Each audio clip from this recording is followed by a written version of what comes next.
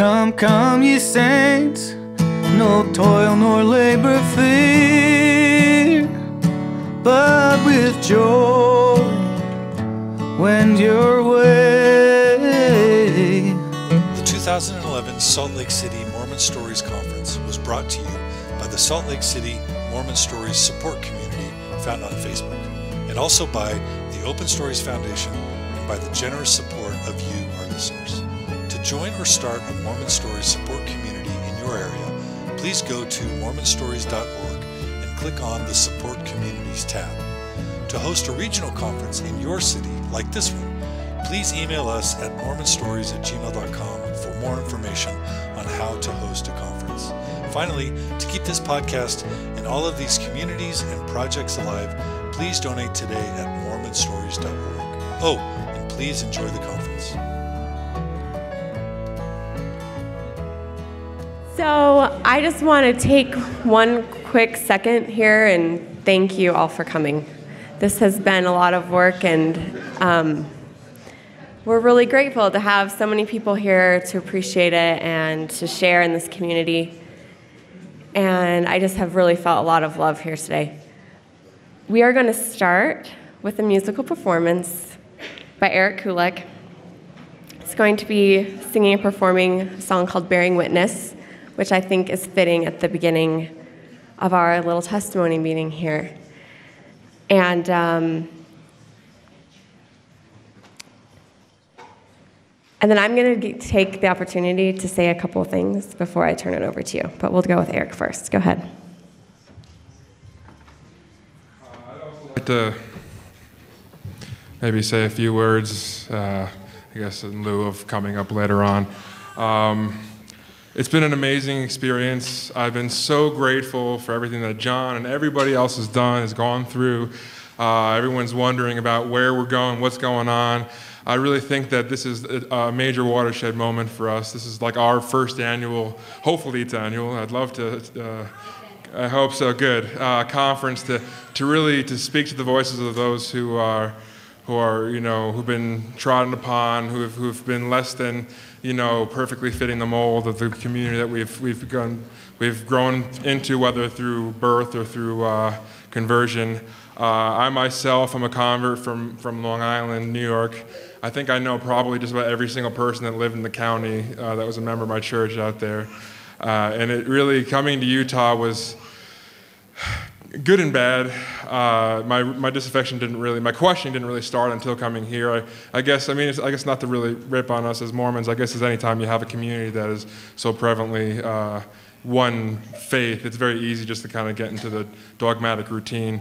But I feel like there's something that we're doing here that it's actually, I almost see it even beyond Mormon community. I see this man, David Bazan, who's my musical hero. I'm actually playing one of his songs today. I've seen him perform 15 times. I've hung out and talked to him 14 of those times. Really cool guy. He's from the evangelical community, and it's happening everywhere. I think what's happening, it's a human experience. It's this experience of questioning and understanding and growing. And when you look at the Old Testament, you see they blamed God or credited God for all the crazy things that happen around them. I think it just as human beings, we want to process where we are and who we are, and I think that we really are moving forward. And if there is ever going to be a Zion built, it's going to be through this love and community and questioning that we're able to go through right now. So. I also, as far as temple recommend stuff, for me, I had an experience where, luckily, my bishop in the ward here has been really nice, but he kind of, even though I broke it all out for him and told him basically just about everything I felt in a nutshell, he came down to, he's like, well, one question really would determine whether I'll give you a recommend or not. And he asked if I associated with or supported any groups that stood against the church, and that was the big question for him. And I told him, honestly, I have to say that I would support and stand with any group that needs the support and love of others. And if it means standing against an organization every single day, any single time, any place, I will always stand with that group. So without further ado, this is Bearing Witness.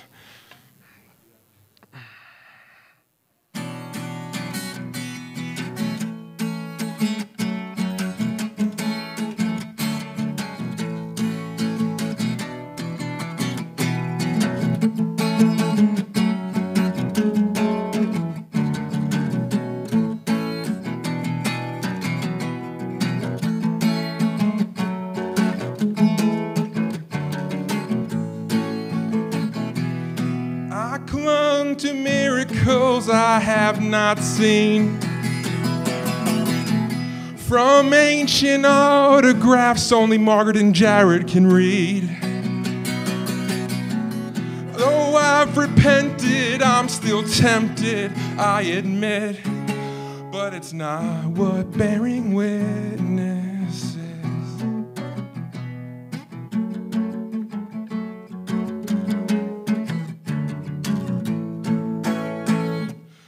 Too full of fear and prophecy to see the revelation right in front of me. So sick and tired of trying to make the pieces fit, 'cause it's not what bearing witness is. In the gap between what I hoped would be and what is makes me weep for my kids. I take a cleansing breath and make a positive confession. But is that what bearing witness is? Though it may alienate your family and blur the lines of your identity, let go of what you know and honor what exists. Son, that's what bearing witness is.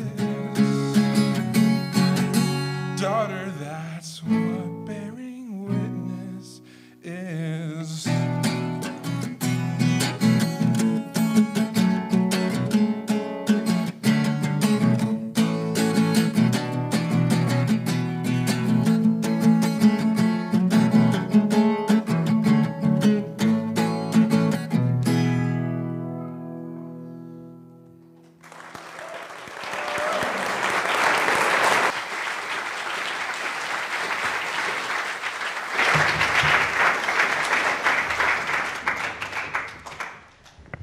Okay, so to start, we're going to welcome you guys can come right up here to the lovely podium. It's pretty impressive to stand here, I gotta say. And we are really asking everyone to keep their remarks as brief as they can so that as most people as possible can take advantage of this time. And I don't want to have to give you the evil eye to tell you to wrap up, so please be brief. I just want to take the chance myself to say how grateful I am that I got to be a part of this and to feel such community with all of you and to feel, sorry about that, love.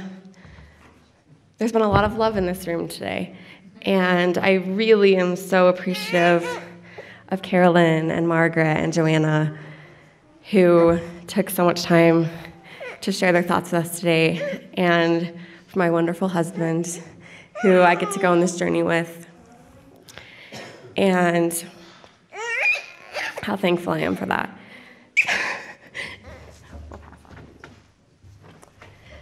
So thank you for letting me be part of this. And I love being a Mormon. I love the church. It has its problems, but I'm thankful that I get to be a Mormon pioneer with each of you. So the podium is yours.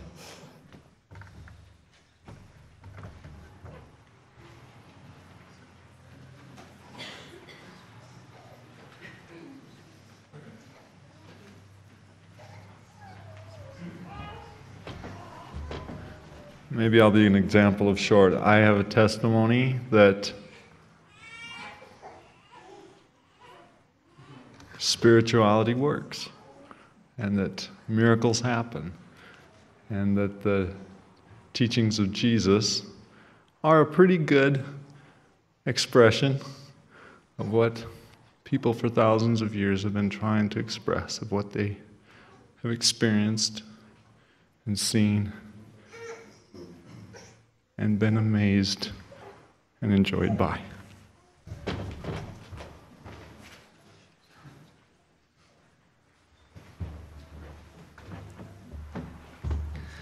Well, this has been absolutely beautiful, and I've loved being here. I've been very uplifted and enlightened being with all of you.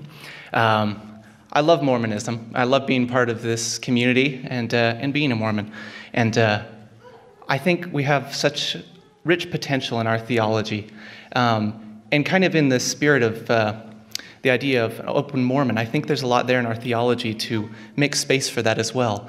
I joke with some of the guys in my ward that I ascribe to 2 of the 7 deadly heresies, the first of those being evolution, but I just kind of think of that as a glorified version of family history. The second of those relates to Doctrine and Covenants, Section 76. My wife and I took an institute class, and the issue came up between progression between kingdoms, and it turns out that we're both universalists, very much so. And my wife put it great. She said, I just think of the celestial kingdom as a big party, and I want everyone to be there. And I think in our theology, in the Doctrine and Covenants, there's place for that. And I think that's the spirit of this conference as well, that Mormonism, the whole world, we all want to get to that big party together and don't leave anyone out.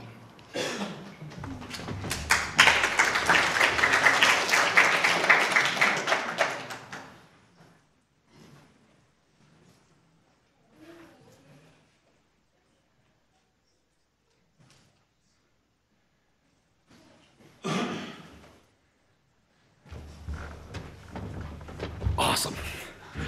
I'm the Des News guy. I helped, kind of very not. I'm an atheist, and I ended up working at the Deseret News, and I helped build their Mormon Times website, and which gave me an awesome, interesting perspective. I saw a lot of, Joanna talked a lot about the institutionalized church and the living church. And so I got my direction every day from institutionalized church. I mean, directly from general authority who was coming in saying what we should build and how we should build it and what we should print and how we should publish it. But every day I was getting emails in from around the world from the living church. And there were 2 very different stories, 2 very different landscapes. And that troubled me a lot, and I had trouble reconciling, like, where does Mormonism live? Because the institutionalized church seemed to have way more sway over the direction it was going to go. But as John points out, we've got the numbers. And those emails did flood in every day from marginalized people saying, tell my story, tell my story. And so I thought that was really sweet, and I'm more moved by their story than the institutionalized church. And so I just want to say, as an atheist dad, though, living and raising a kid here in Utah, when I want to get my 5-year-old to come, I say to him, and some people think it's just a cute thing I'm doing, but I say, come, ye saint. And I don't want him to see Mormonism as this backstory that his parents are keeping from him that, you know, he shouldn't participate in, he shouldn't realize his own heritage as a Utahn.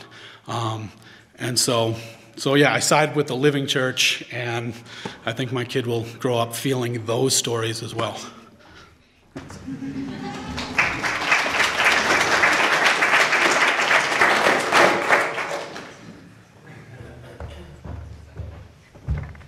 My name is Sophia Shepherd, and I'm an ex-Mormon.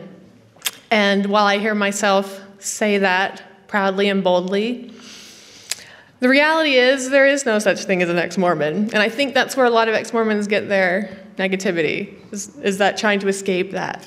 But to say I'm an ex-Mormon and really mean it would mean to erase 30 years of who I am, what got me to this beautiful place that I am, and the fact that I can look my children in the eye and my husband in the eye and know that I have a future ahead of me and I'm unafraid. And I love you all, and I'm thankful for Jonathan Lynn's work. Without Mormon Stories, my transition from my new consciousness that was just in November to where I am today would have been a lot more dramatic and probably stretched out for many years. So thank you for Mormon Stories. Thank you for being fabulous, and I love you.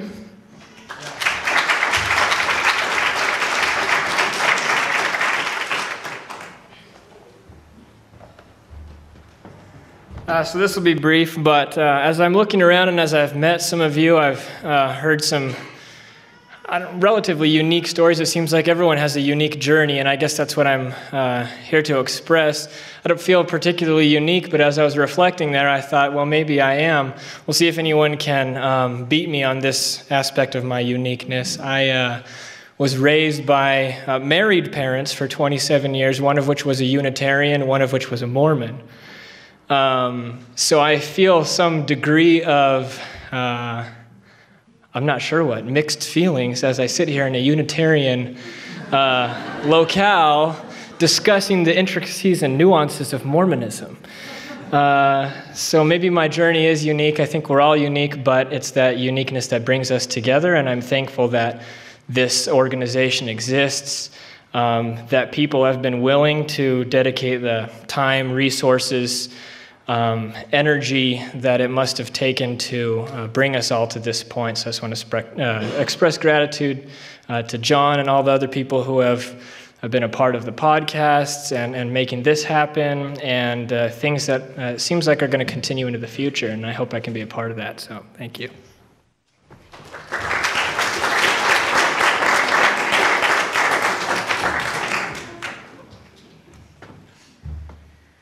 My heart is literally pounding. I feel like the 25-year-old full of belief sitting in the pews. It's like, it's telling me you have to go up. So here I am. But I just feel so much hope today. It's coming back again. But it's just so awesome to be here face to face. The online community has saved me in a time when I needed to know that I was normal, you know. But now I'm in a place where I want the face to face, and I'm so grateful for this. That's providing these local communities, and being here is so awesome. And I just feel, you know, Mormon Stories saved my marriage literally, and I feel like what we're doing here today is saving Mormonism for us, for people like us, and it's saving that thing that we love and providing a space for us. And I'm just so grateful to all of you. We are pioneers, and I'm especially grateful to the pioneers who did it when there wasn't these mass numbers. People like John and Carolyn and Margaret and all the people who went before us really alone. And I'm so grateful to have company because I would never do this alone. So I'm just so grateful to meet all of you guys, and I'm thankful for Mormon Stories.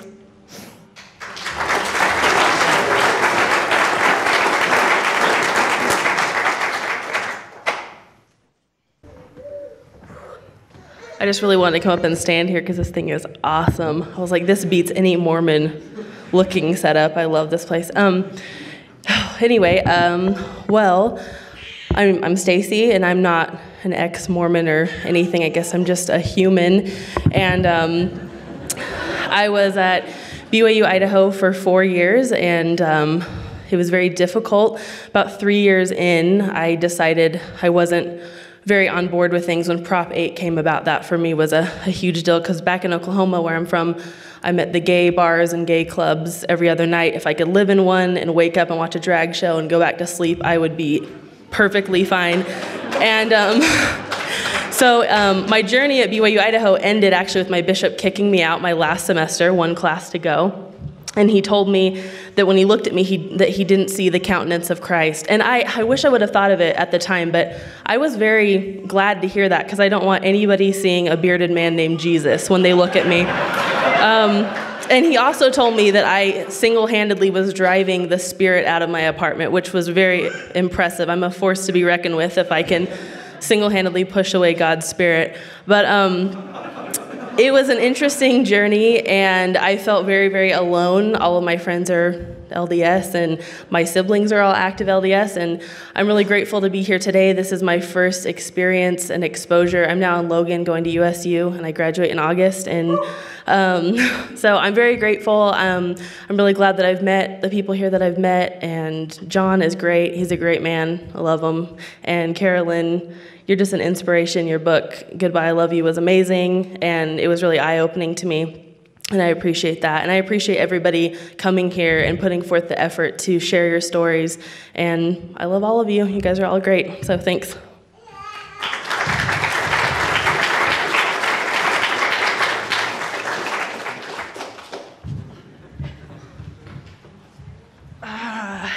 Sorry. Mormon is such a word that I battle with. And yet being here, I really do realize that it's a word that's near and dear to my heart. And for me to admit that, oh, that kind of hurts. But it's just because there is just such a sense of betrayal in some ways from the church, between me and the church. But at the same time, I'm so grateful for the talks about not being able to wash it out, and I shouldn't feel the need to, you know. It's just, you know, you can't get rid of half your life, well, 30 years of my life, you know. But when I resigned, my bishop said something that bothered me. It just ticked me off. He's like, you know, Kylie, there is a place for everyone in this church. And I don't believe him in the way that he said it. But when I look out at the people that are here, I can see it and I feel that. And I'm just so grateful to John DeLynn. I don't comment, I don't send him letters, I don't send anybody anything, but like there have been so many people that have helped me in my journey. And I just want to say thank you to all of you for being here. Anyway.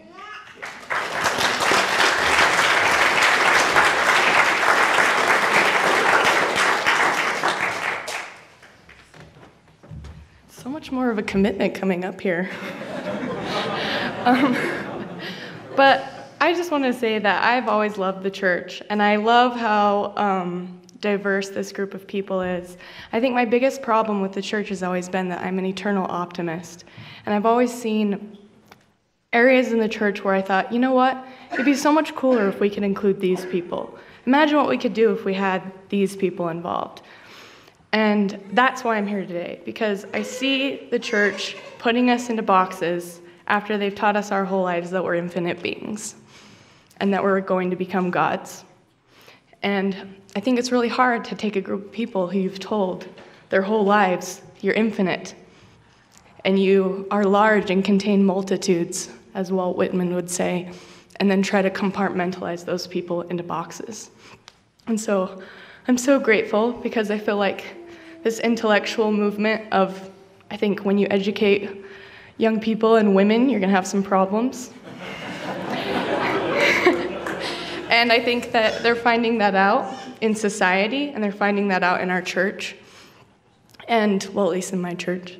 But I'm so grateful for that, because I know, and, you know, I have a friend who is more of a spiritual person than she is.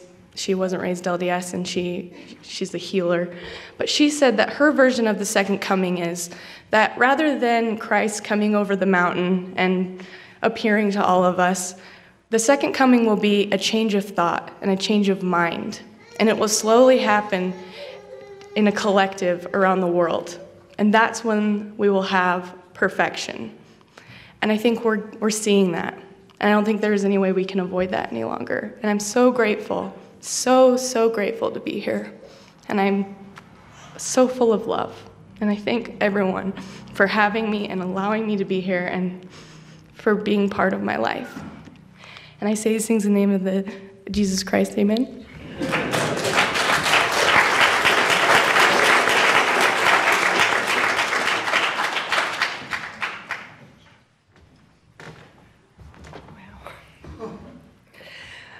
I had to think a lot about coming up here. I go to church every Sunday.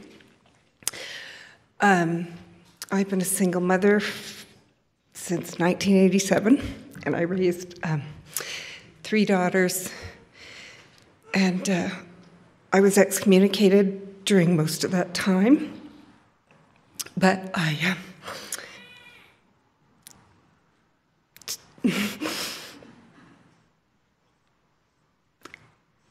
couldn't take my children away from the gifts that I felt I had been given and raised with. My parents were converts to the church, and they sacrificed everything to make this part of their life. I didn't have pioneer stock back to Brigham Young or any of those wonderful things that it's funny, you can start to feel like an outsider because you don't have those long roots, or But I did have pioneer stock because my parents sacrificed, leaving behind the traditions of their families.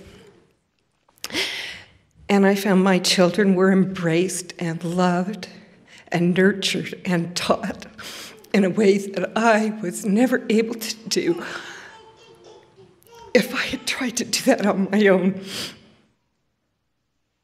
And I have 3 beautiful, amazing, loving, kind daughters that I can't even imagine where. I just don't know how I would have gone through that process without this loving community around me. And it's not easy to sit in Relief Society and be quiet and know that my daughters are sitting in Young Women learning that their mother is next to a murderer or whatever doctrine is being taught at that time.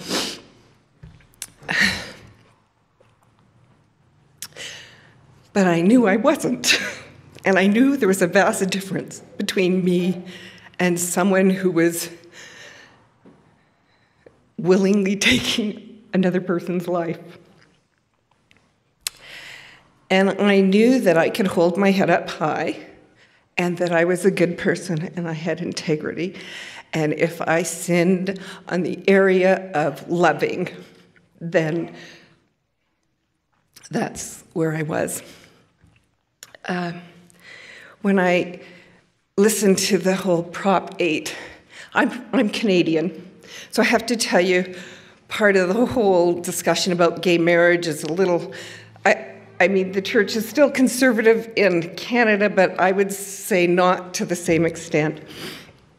And I think, why are we spending all this time distracting ourselves and trying to keep people out instead of embracing people?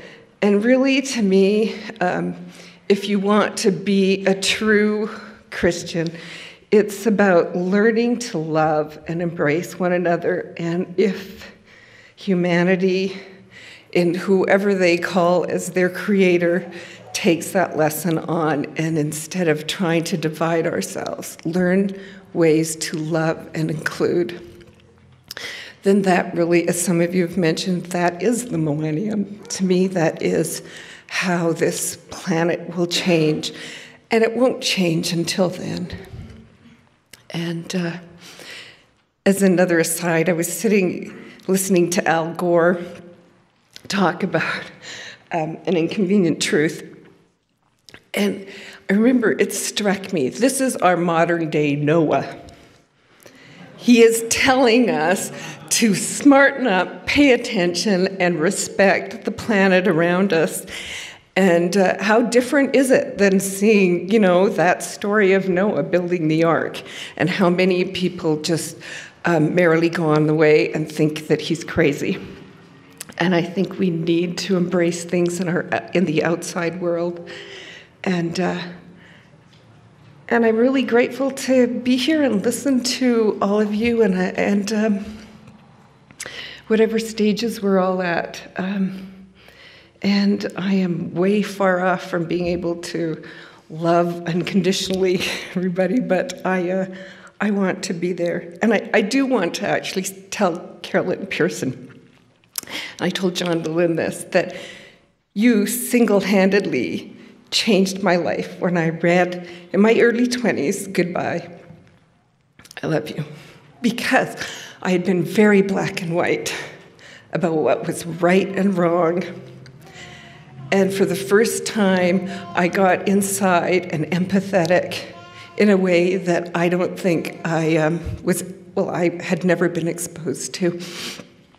And it opened up my eyes and my thoughts in a way that I think changed the way I parented and befriended others and included people in my life. And I'm grateful that you did that.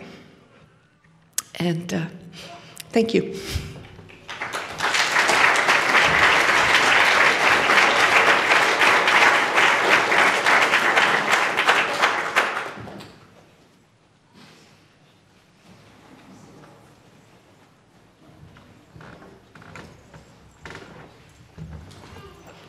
Hi, Jeff. My husband thinks I went to the restroom. I didn't have the heart to tell him I was coming up here. So, hi. I hope this isn't a testimony meeting where I'm supposed to express my feelings about my beliefs in the church, because I apologize, I'm very emotional today. That is all in question right now. So what I want to bear my testimony about is this community. So sorry.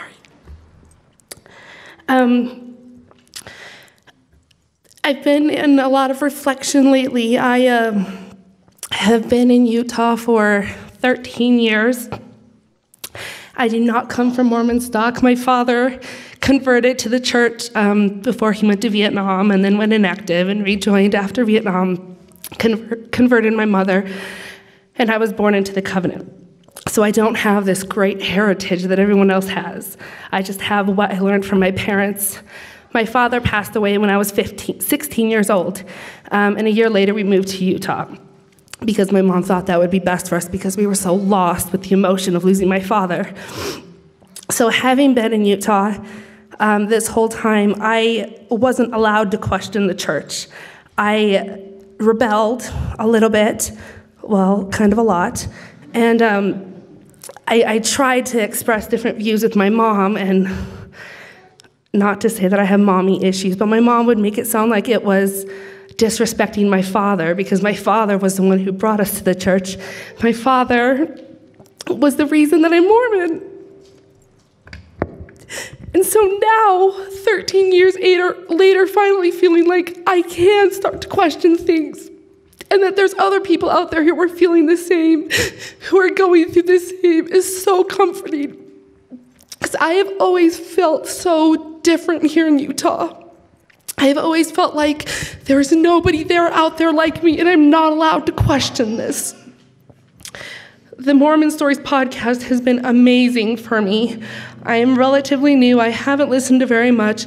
Carolyn, I haven't even gotten through all of yours yet. I apologize. I think I'm on the second of I don't know how many, but it's going to be a feat. But the thing that I find so interesting about what this podcast has done for me and my husband, we've been married 9 years. And when we met on the internet, and his status, per se, was LDS, but not the norm. I didn't know what that meant, but I was like, okay, I'll go with it. It took us until just recently to realize that we both have the same ideals on a lot of this. And it was because of the Mormon Stories podcast and the other things that are out there. I had no idea that my husband had these thoughts or that he was questioning things, but I noticed he was spending a lot of time listening to this stuff, and it started sneaking into my iPod, and I started listening to it, and we finally got to the point where we could discuss it. Not that we weren't afraid to discuss it before, but I don't think he knew that I had these thoughts. I didn't know he had these thoughts, and we didn't want to bring it up for the controversy's sake of it. And so by this podcast, it has opened up a lot that we can listen to the podcast on our own time and then come together and talk about it, and it has really strengthened our marriage. And I am so grateful for the many people who have been involved in making this community. My first entrance into the community was the Feminist Mormon Housewives Book Club that I went to, and I want to thank Katrina and Jared so much for opening up their homes so that we can have that experience. And that was the first time that I could face-to-face meet people who had questions, whether I understood what they were talking about, agreed with them or not. It was just an awesome feeling to feel like there are people out there who understand and have issues like I do, and that we're so open to share it. And I love that we have this conference so that we can share our thoughts and share our questions and concerns and be open to everybody's ideas. I feel like everybody is saying a lot about Carolyn Pearson tonight, and no offense, Carolyn, I don't have anything against you, but I want to focus on Joanna Brooks because I saw her in the hallway, and I told my husband, I'm like, I don't think I can look at her without crying. Like, your talk today meant so much to me. I think what I got most out of it was just that you struggled too. And I am in the middle of my struggle. Not even the middle, I think the beginning. And it's giving me hope that at the end of all this, if it ever ends, that I can still be a Mormon. I don't know if that's going to be my outcome. I really don't know.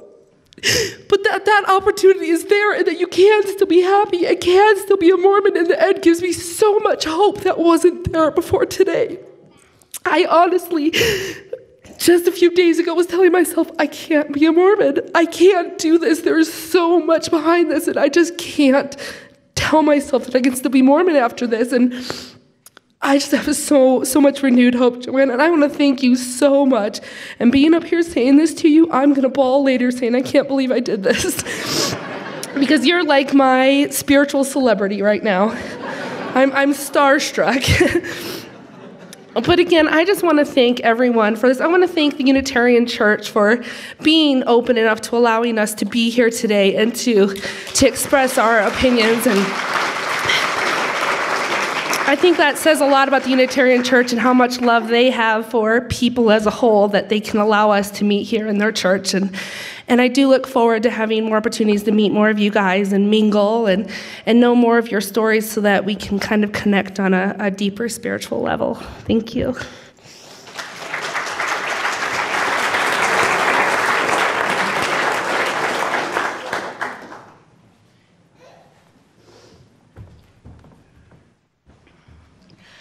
A couple years ago when I was really, really mad because I was everything had come to a head, that whole shelf of everything I'd put away, just gone, smashed to pieces.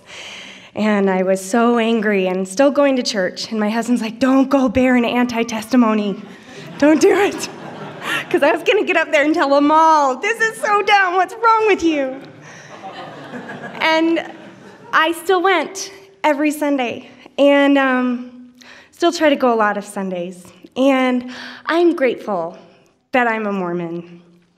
And I tell you, even though I go every Sunday, I quit every Sunday too, because I come home and I say, that's it, I can't believe they said that.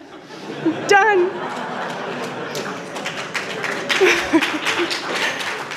But, to be honest, I was born and raised in the church, and I'm so grateful for it, because when I finally did bear my testimony, which thankfully to my husband wasn't an anti-testimony, I said, what really made me want to get up that fast in testimony meeting, which is the only meeting I think I've borne my testimony in I don't even know how long, because I don't want to disrespect the meeting. But we were listening to primary songs, and Jesus said, love everyone, came on, and treat them kindly too. And I thought, on all the things I've learned as a Mormon, it was to love everyone and treat them kindly and with respect. And I don't live here. I live in St. Louis, and we came out here, and I'm so excited to be here for this conference. But that's the thing I feel the most everywhere I go. As a Mormon, I know I can love everyone regardless of any orientation. And I'm grateful for that. And I thank you so much for taking the time to put this together and for everything that everyone has shared. I'm grateful for the mother who shared about raising her 3 daughters, because, to be honest, today when I came, that's really what I wanted to know. How do I raise my kids here? How do I do it? Because when I have so many issues, I just don't know what to say when they have questions. And I want to make it right, and I want them to be okay. I don't want them to be mad like I am, or have been, because sometimes I'm not. But I just thank you all for doing all of this and for doing such a wonderful job. I enjoyed it all so much. And I hope you have a wonderful evening.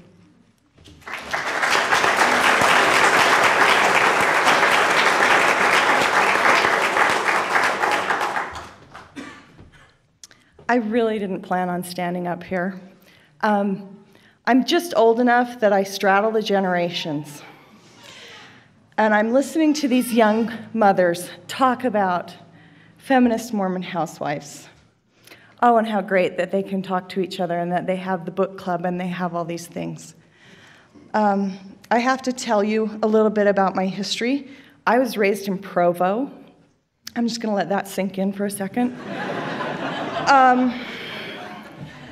My father was a convert, and the family joke was always that as he opened the door to the missionaries, my mother was in the kitchen clutching the wine bottles, saying, "No, don't do it." He converted, and decided that he wanted to be among the saints. So he took a job at BYU. My mother cried from Palo Alto all the way to Provo. And I was born a year later. My mother, I love what you said about how do you raise your children in this, because I can tell you how, because my mother did it. She never pretended that she knew everything. She never pretended that she believed everything. She used to say to us when she would get really angry, "If it's true, what are they so scared of?" And that was such a blessing to me, to know that I could doubt. I could have questions. I didn't have to agree with everything. Half my family wasn't Mormon. And that made it really difficult for me being in Provo. You guys talk about all of your, not everybody has the pioneer history. And when I'd go to Young Women's and everyone was coming in with their stories of Brigham Young and whoever, and you know, you can't look at them and say, well, you know, my great-grandfather's nickname was Damn It. It's not something that goes over well. So I learned very young to hide what I needed to hide, to be able to survive. And my mother taught me how to do that, and that it was okay to protect yourself that way. And I am so grateful to her, and I am so amazed that there is a congregation here today, because my mother never had that. She never had that. And I know that it was so difficult for her. She goes to church every Sunday and she holds a temple recommend, but she also knows that she has a mind of her own and thoughts of her own and feelings of her own that don't always coincide with what she's supposed to think and see and feel. And I am so grateful to her, and I am so grateful to all of you for making a place for people like my mother and people like me to feel welcome and to feel safe and to feel community. I also told my husband that I was going to thank Joanna, first of all, for dumping Trent so that he would marry me. But secondly, she is an inspiration to all of us. And the fact that I'm sorry, should I just sit down now?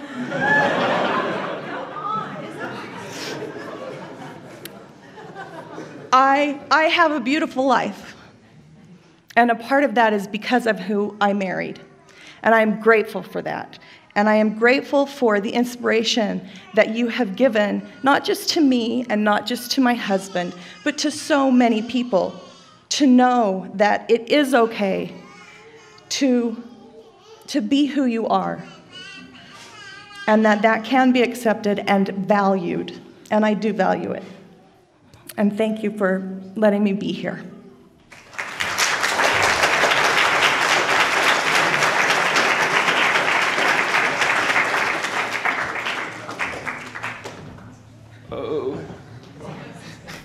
This is crazy and it's cool. I left the church a year ago, and I'm still glad I did it. It was the right thing for me.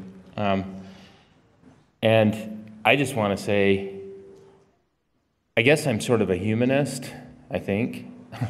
But the thing that I've found is there doesn't have to be as big a disconnect as we make, like with our neighbors are still cool, you know?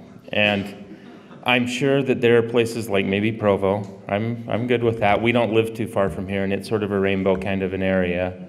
And so that sort of works in our favor. But I have a lot of faith in humanity, and I think what some of the panel said, that the change that needs to happen will happen.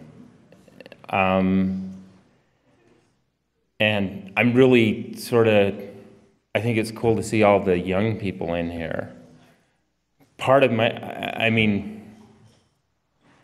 in the 70s, before the blacks and the priesthood thing, before it got put somewhat right. I mean, it still affects everything, but I didn't live too far from here, and we had a whole lot of hippie elementary school teachers, and there was a Three Dog Night song, Black and White, and they were setting us up as fifth graders to sing this song at a school assembly. And what effectively was the church shut it down.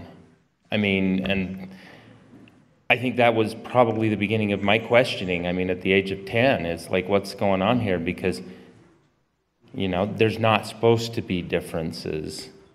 We somehow got that message from our hippie teachers or whoever it was, and from Mormonism, honestly, from Mormonism, that there weren't supposed to be differences. I mean, it says it in the scriptures, right? But there were, and there still are, and that's probably. I mean, I'm the kind of person where I could probably do the hey, history's history and whatever, and as long as the church is cool, I can stay here. It doesn't have to be true. I can stay here, but the inequality just is not. It doesn't work for me. But what I think is really cool, I have from my first marriage a gay son, and my wife from her first marriage a gay daughter, and then she also has TBM. I mean, I hate to use the label, but they're in the church kids, and they're okay. And for them, at some point in time, if there's a transition that's going to be made, it will be just like, yeah, well, that was how it was supposed to be, and so that's how it is. And I think that'll happen with time. And so I'm excited for that. I mean, there's some kind of momentum that's going to make that happen. And I'm excited for that. And in some ways, I guess my only regret is, you know, I see people that can stay inside, which I don't think was right for me, but that will influence that. And I'm sure there's some of you here, and that's great. And thanks, John. And I want to say, I think the reason Carolyn Pearson, I think her protecting angel was her generation of women that would have left the church in mass if something had to happen to you. I know my mom, I mean, she was the Relief Society lady, you know, but there's a lot of love out there for you and for what you taught, I mean, all of us, about the divine feminine and humanity. And so thanks for that. And thanks to all of you. And that's it.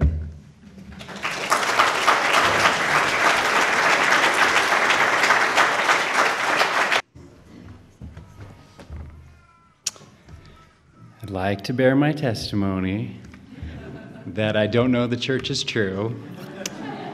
And it feels liberating to say that from a pulpit.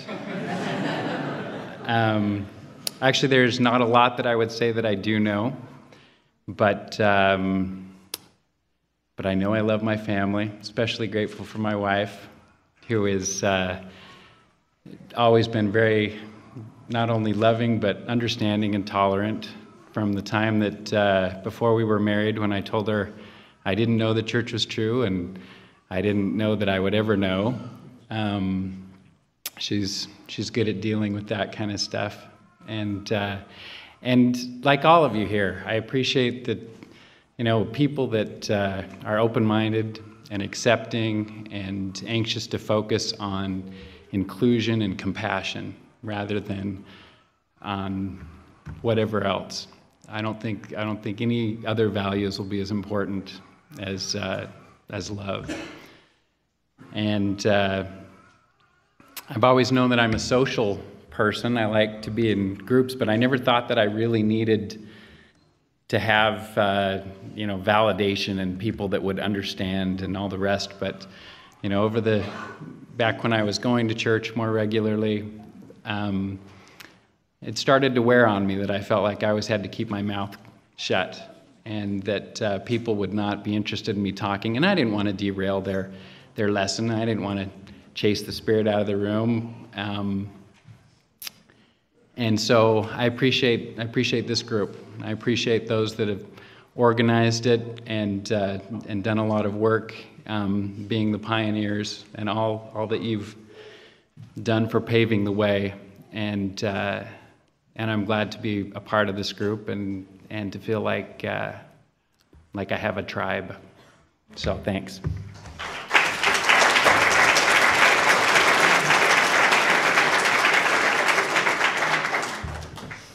I wasn't going to come up here, but Betsy's my wife, and I'm an attorney, and I'm not going to let what she said go unrebutted. For the record, Joanna Brooks broke up with me 20 years ago because I wasn't Mormon enough.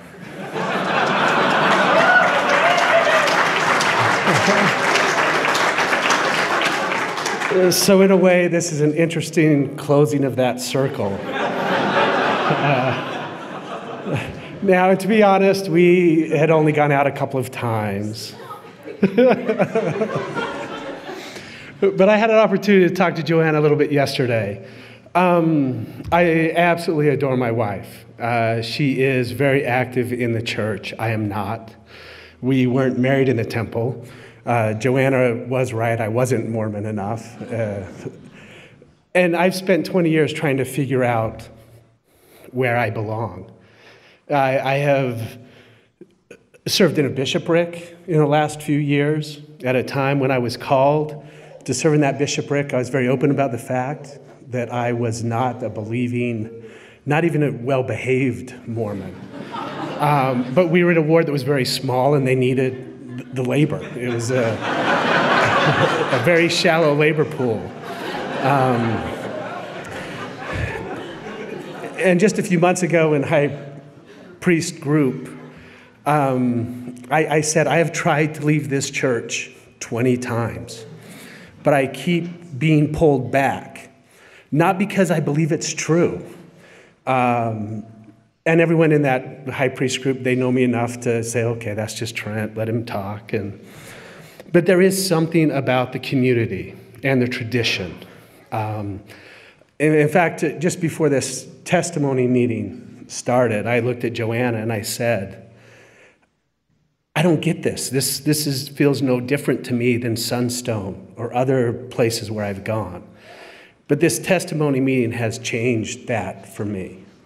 You know, it is nice to know there's a community of people out there that share those feelings that I do. There is something about this, as people have said, that you can't wash out. And probably 10 years ago, I decided, why am I even trying to wash this out? This is a beautiful thing. And so I'm hoping that we meet here every Saturday. It would make my Sundays so much nicer. But there is a spirit here.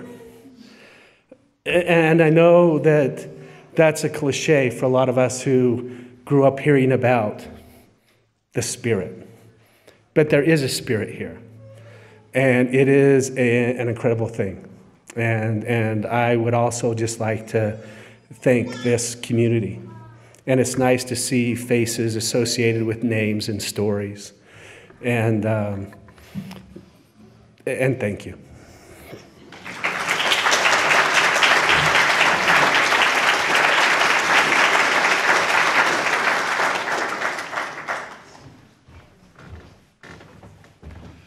Hi, my name is Scott, and I'm a Mormon.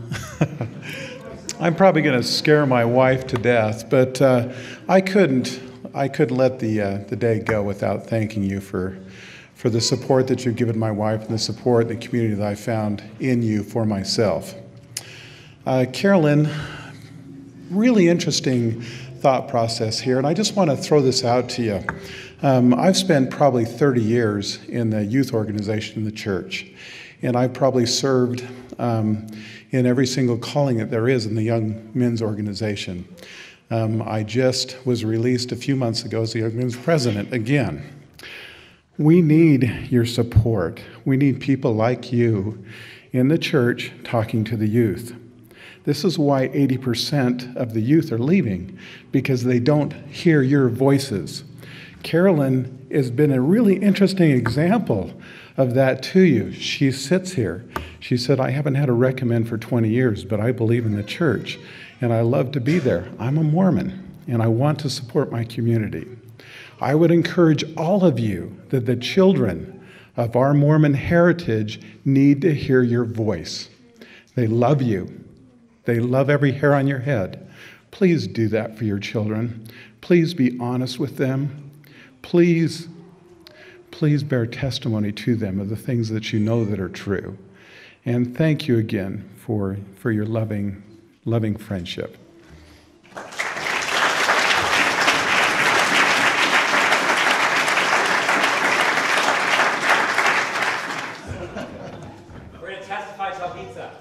Oh, so this is a pizza limited testimony meeting. My name is Mike Nelson, and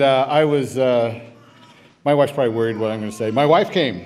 For those of you who I've talked to, she doesn't like me talking about her when she's not around, so I can talk about her here. Just a second, because she doesn't like being talked about. She's like Heavenly Mother. So, and I want to do something here. I want to take a picture of me with you all.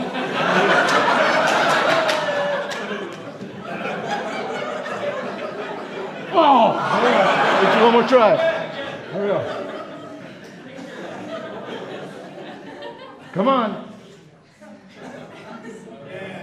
Yeah. Okay. Sorry about that. Okay. Let's see, what was I going to say? I was going to say something good. Oh, I want to let you know that in the Mormon Stories Salt Lake community, I organize the monthly lunch, which just essentially says, post a thing and says, hey, show up at this place and eat and come and talk. So if you haven't come to that, several of you have, try coming to it. I also want to say, John DeLynn, thank you so much for Mormon Stories. It's made a big difference for me. I'm glad to meet you in person. I got to say, I was disappointed your daughter didn't come. I wanted my oldest daughter to meet your daughter so that she could see, so at least there'd be somebody your same age there yesterday, but so you can pass that on to her. I'm disappointed. Even though I've never met. Thanks to the panel. I appreciated it, your words and the, even Jared, how long-winded you were. I appreciated that. So,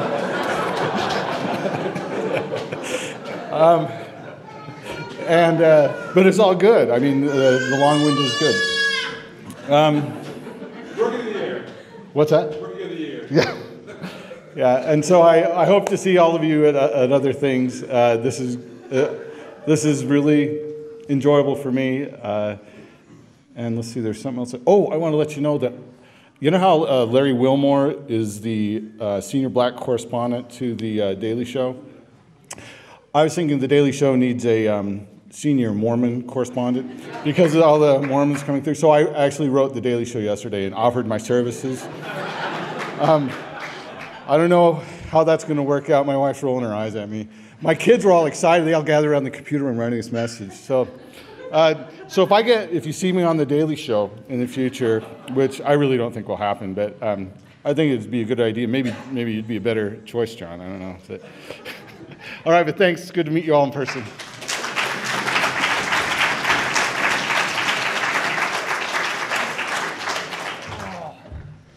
Okay, I could almost honestly say that my wife drugged me here today, but I didn't give up much of a fuss because I am interested in meeting a lot of you. This pulpit makes me think of John Edwards' narrative, Sinners in the Hands of an Angry God. I don't know if you ever read that, but Hell and Damnation's speech.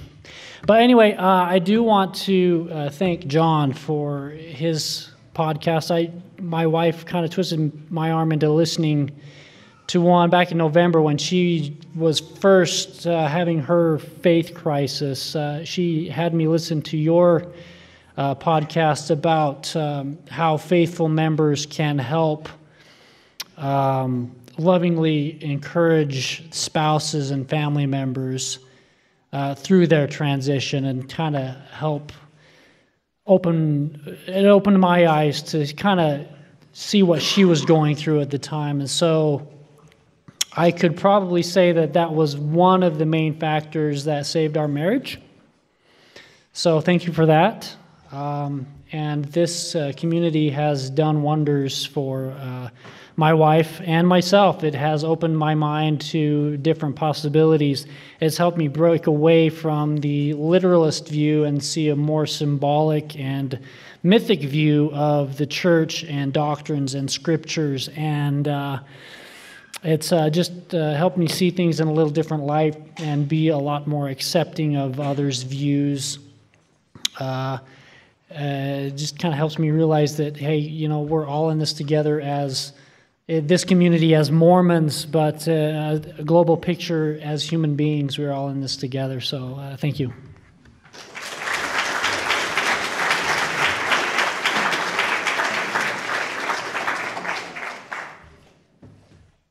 I just want to reiterate what others have said, that this testimony meeting really has been an excellent experience for me. And the other thing is that I'm really enjoying applauding after people speak and after the musical numbers. Give credit where credit is due, right? I think it's bringing a spirit of love rather than pushing it away. So I just want to say that. And thank you all.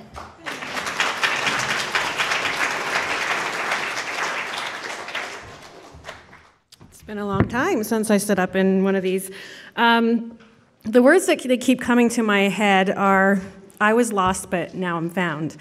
And I have felt that ever since I listened to the podcast, the James Fowler podcast. And I don't know who it was that went up and spoke to James Fowler after a conference and asked him, how do I do this? How do I manage this crisis of faith? And James Fowler told him, well, you stopped praying, didn't you? And someone else in the podcast said, well, of course I did. That kind of stopped after I stopped believing in God. And I kind of stopped, hit rewind. I'm like, whoa, these are my people. I finally had found someone who believed or who was expressing the feelings that I had been feeling. And he also talked about, James Fowler gave him this advice. He said, if you're standing in front of the train, get off the train tracks. And I had always thought that that's what was going to happen with my crisis of faith. I was going to be crushed. And hearing that helped me believe and see a different path that I could take, that I could continue on my journey, but just veer off a little bit to the side and not stand in front of those train tracks and get crushed. And that's what I'm grateful for, is now I've relearned how to pray to God, and not just to God, but to a Heavenly Mother, too. And had it not been for this, I wouldn't have even thought of that. And so I'm grateful for that. I mean, besides, there's so many ways that this podcast has changed my life and helped me be able to stay LDS, but also to be able to be my true self as well. And that's it.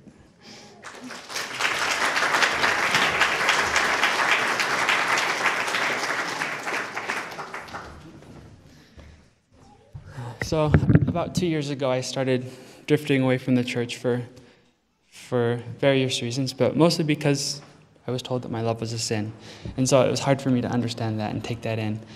But I tried different things, and I actually go to this church most Sundays now, but it's never quite fit. And so it's nice to know that, like we've talked about today, that I can still be a Mormon, that I still am a Mormon, and that I'll always be a Mormon.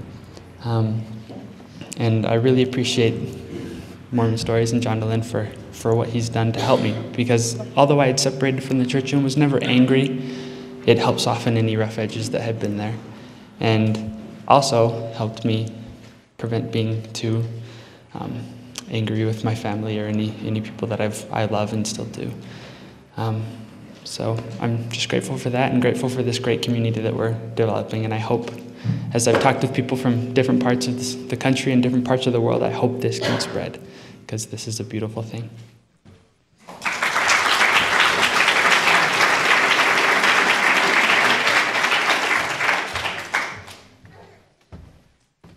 I've had a lot to say already, so I'm going to be very pragmatic. If you have felt something good here today, and you would like to put your shoulder to the wheel, there are things that you can do to help the work of this community that we've experienced. One, I think we've all recognized that, and this is, I think, one of the geniuses of the core idea of Mormon Stories is that we all have these stories. One of the things that's hard is when we don't feel we get to a space to tell our stories in conventional Mormon settings, so tell your story, one. Number two, find a local community. If a local Mormon Stories community doesn't exist in the place where you live, consider being the person who starts that. Number three, if there is or is not a Mormon Stories community in your community, consider convening a house meeting, inviting other people that you may meet online through this community to tell their stories, right? Because you tell your story, you're gonna get comfortable with your story, and then you can do work in helping other people tell their stories, right? Number four, consider supporting the community with a donation. I know that's not something Mormons typically do. Jewish people don't have a problem with it. So here I'm learning that from my husband's people. But I say all this in a spirit of profound gratitude for what we've experienced here today, and in a desire that we can continue to be a blessing to each other. Thank you.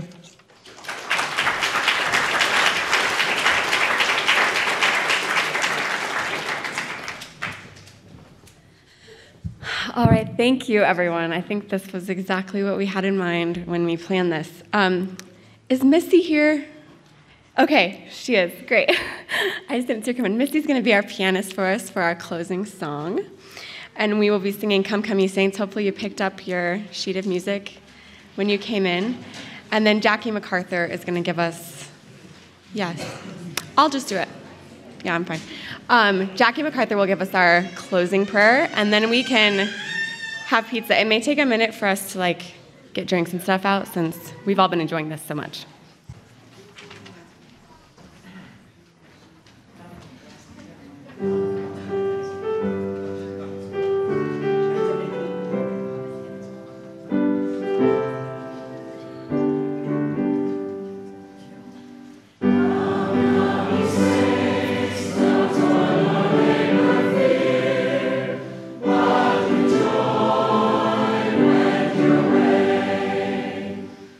Lord,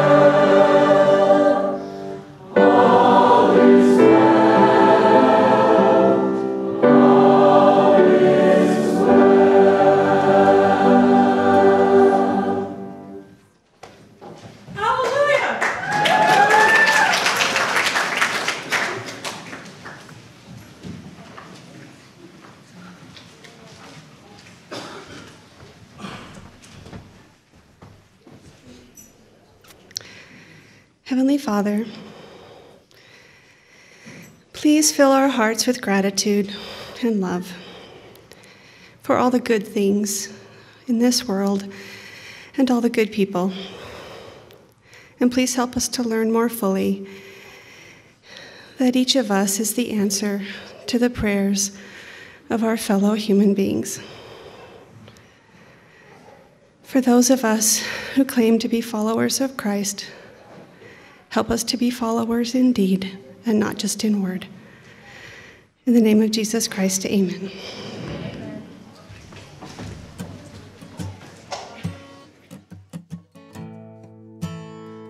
Thank you for joining us today on Mormon Stories. Music today was provided by the Saber Rattlers. Check them out at saber-rattlers.com. The Mormon Stories logo was generously donated by StudioCase.com. Thanks for listening. Come, come, ye saints, no toil nor labor fear, but with joy wend your way.